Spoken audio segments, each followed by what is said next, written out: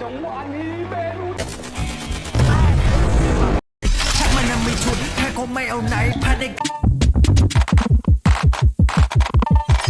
Assalamualaikum warahmatullahi wabarakatuh. Di Aprank, film ini berasal dari Thailand. Ada seorang remaja laki-laki yang biasa dipanggil Yu. Dia sangat suka memainkan game online di ponselnya. Saking seriusnya, Yu tidak mendengar panggilan ayahnya. Yu masih sekolah ya, kesehariannya adalah membantu ayahnya membeli atau mengirim barang. Ayahnya Yu sendiri membuka usaha toko fotokopi. Yu bermain game sampai terlewat stasiun. Sesampainya di rumah, tentu saja dia diomelin karena datang terlambat. Terlebih lagi barang yang dibelinya salah. Yu hanya tinggal berdua dengan ayahnya karena ibunya sudah meninggal dunia. Suatu ketika saat Yu bermain game, dia menerima pesan dari seseorang yang mengajaknya untuk bertemu. Orang itu bilang, maukah kamu bermain sambil menghasilkan uang? Yu disuruh datang ke tempat yang dijanjikan. Yu kemudian bertemu dengan Hom Kilis, pemain game profesional. Di sana adalah tempat berkumpulnya para gamer. Yu juga bertemu dengan pemain game pro lainnya yaitu Pete. Ada juga seorang wanita yang bernama Toy. Dia adalah pacar dari Pete. Hom akan melihat keahlian Yu bermain melawan Pete. Belum saja mulai, Pete sudah menggertak Yu sehingga ponsel Yu retak LCD-nya. Mereka bertarung untuk mendapatkan poin yang paling banyak. Poin pertama dipegang oleh Pete. Untuk selanjutnya, Yu sudah mulai mengimbangi. Namun di saat-saat terakhir, jari Yu berdarah terkena goresan karena LCD-nya yang retak. Saat di luar, Hom sudah menunggu Yu. Dia telah melihat kemampuannya bermain, jadi Hom menawarkan Yu untuk menjadi anggota tim di Aprank. Tim ini dibentuk untuk menaikkan peringkat. Tentu caranya salah ya, karena melanggar peraturan kode etik game. Hom bilang jika Yu mau, dia akan mendapatkan banyak uang. Yu pulang ke rumah sampai larut malam. Ayahnya telah menunggunya. Ayahnya bilang Yu sudah dewasa, sudah seharusnya belajar bertanggung jawab. Keesokannya, Yu kembali menemui Toy. Dia dibawa masuk ke dalam sebuah ruangan. Yu akan bergabung dengan tim di Aprank. Hom kemudian menjelaskan cara kerjanya.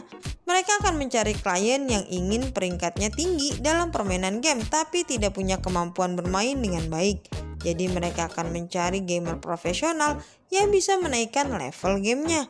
Tentu dengan bayaran yang telah disepakati. Toy sebagai adminnya, Hom dan kawan-kawan akan menggunakan ID sang klien. Mereka bekerja sama dalam memainkannya. Setelah tercapai peringkat yang dimaksud, klien akan membayarnya. Jika dihitung-hitung, mereka akan mendapatkan 50.000 bahts per bulan. Scene beralih ketika Yu disuruh ayahnya mengantarkan barang ke customer. Setelah selesai, dia langsung ke tempat teman-temannya ya. Hom membawa mereka bersenang-senang. Di sana Hom bertemu dengan Jackson, klien barunya. Dia meyakinkan orang itu jika Hom sanggup membuat peringkat pertama dalam sebuah game. Hom merayakannya dengan Pete, sedangkan Yu mengobrol dengan Toy. Toy sedang menggambar, dia menyukai seni. Yu kembali tengah malam ke rumah. Ayahnya marah karena dia tidak pergi ke sekolah. Ditambah lagi, Yu juga tidak membantu ayahnya menjaga toko. Yu banyak menghabiskan waktu dengan bermain game bersama teman-temannya, namun demi menghasilkan uang. Terlihat jika dia sampai kurang tidur ya. Suatu ketika Yu baru saja pulang, dia menemukan ayahnya tergeletak di lantai. Yu segera membawa ayahnya ke rumah sakit. Dokter bilang sepertinya ada gejala penyakit jantung. Untuk lebih yakin, mereka harus pergi ke dokter ahli jantung.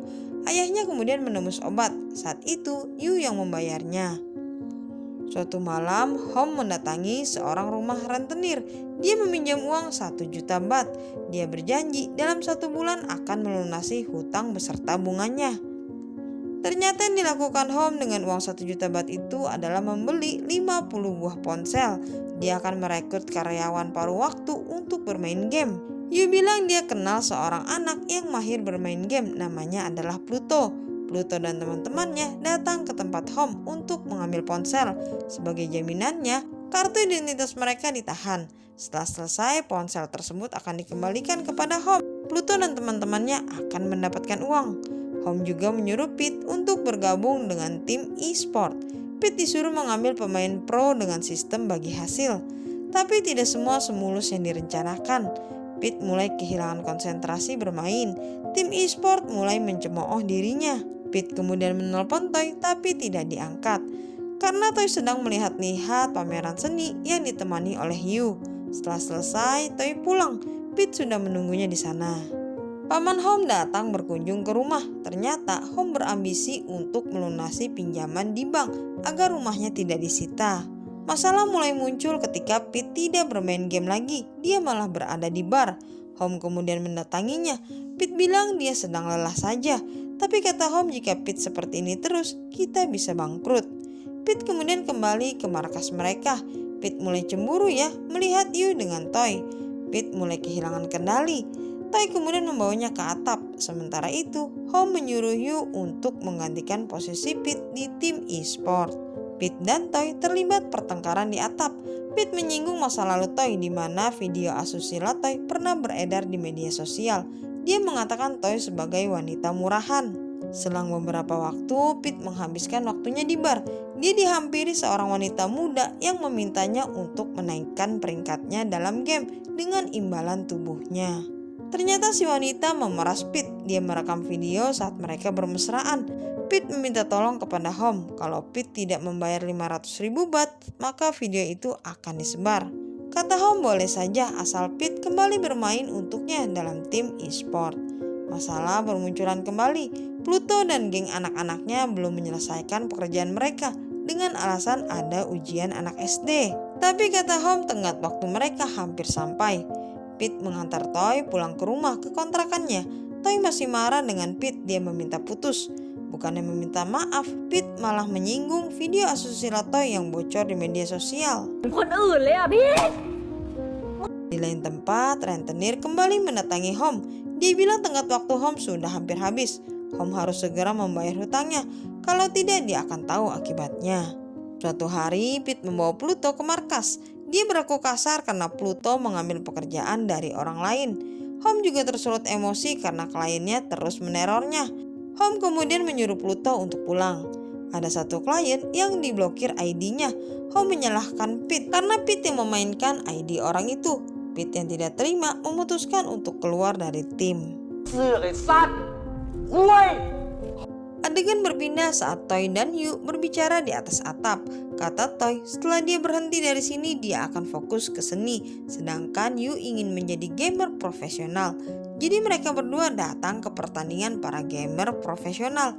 Yu ingin sekali menjadi anggota tim Heaven Shot.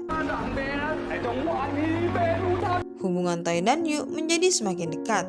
Yu memberanikan diri datang ke Heaven Shot untuk melamar pekerjaan. Kemudian dia mendapat kabar jika ayahnya masuk rumah sakit lagi.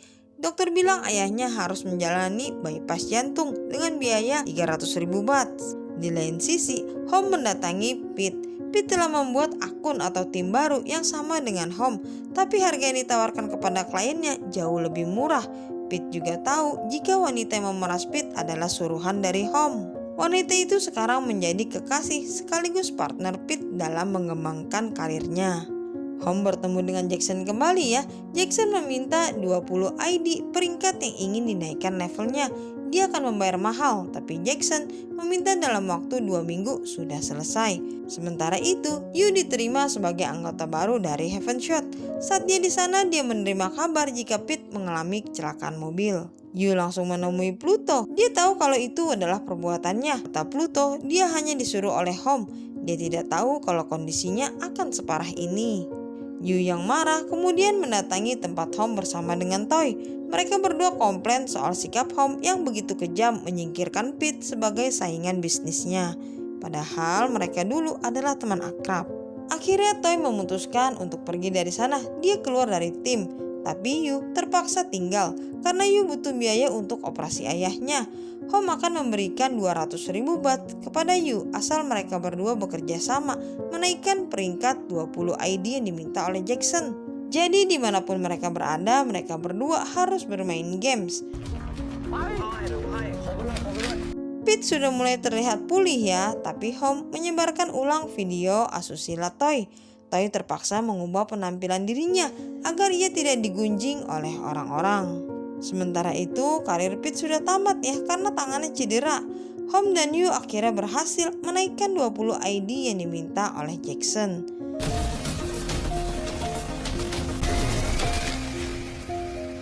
Yu kembali ke pameran seni dan bertemu dengan Toy. Toy memberikan flash disk kepadanya. Toy akan membalas perbuatan Home kepada dirinya. Namun untuk itu dia meminta bantuan Yu. Tapi jika Yu melakukannya, Yu akan dikeluarkan dari tim Heaven Shot. Pilihan yang berat ya. Setelah menerima bayaran dari Home, Yu akan mengoperasi ayahnya. Yu bilang semua biaya operasi sudah dia bayar dan itu semua berasal dari main game. Ayahnya kemudian melihat ekspresi wajah Yu yang bersedih. Yu bilang dia tidak tahu telah melakukan hal yang benar atau tidak. Home sedang berada di perkumpulan para gamers. Di sana ada Jackson. Saat itu di berita terlihat jika situs di Uprank telah diblokir oleh pihak lisensi game. Semua ID yang berbuat curang telah diblokir. Tentu saja hal ini akan berdampak kepada Jackson. Take it easy, will you? Home kemudian dikeroyok di sana ya. Semua orang meminta pertanggungjawabannya. Dan akhirnya Home dibawa ke kantor polisi. Yu telah berani membongkar kejahatan Home, tapi dia akan menerima konsekuensinya, yaitu dikeluarkan dari Heaven Shot. Yu dan ayahnya yang sudah menjalani operasi kembali ke rumah. Yu membantu ayahnya menjaga toko. Sementara itu, Home di rumahnya didatangi oleh rentenir. Sedangkan Toy menjalani kehidupan barunya. Ada pesan yang ingin Mimin sampaikan. Yang pertama, jangan main game jika tidak ingin pacarnya direbut orang. Yang kedua, game bisa membuat seseorang kaya atau malah sebaliknya. Terima kasih Sobat Movie, sampai bertemu lagi di video selanjutnya. Jangan lupa positifkan pikiran dan tubuhmu. Wassalamualaikum warahmatullahi wabarakatuh.